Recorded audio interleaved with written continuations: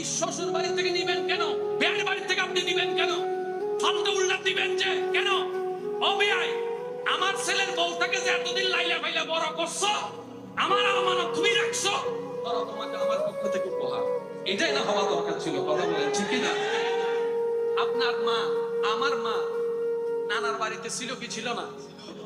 আমার বাপে বিয়ে করে আনার জন্য, আমার মাকে আপনার বাপে বিয়ে করে আনার জন্য আপনার মাকে ফাইলা বড় করছে কে? নানা, নানি, মামা। তাহলে আমাদের সম্পদ বড় করছে কে? আমার নানারও গোষ্ঠী, আপনার নানারও গোষ্ঠী। তুলটা তো নানারা গোষ্ঠীতে দেওয়া না দরকার,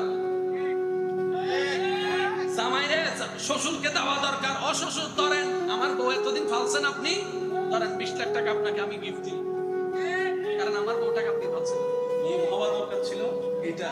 এখন মেয়েও বিয়ে দিতেছে, আবার মেয়েকে সুখী রাখার জন্য হাট, পালং, ফ্রিজ, কি টিভি, কোরবাইলে গরু, ছাগল, তারপরে কি ওই মহরমে কি মহরম মাসে ওই যে কি কি ফিটে টিটে কি আজীব কাহিনী।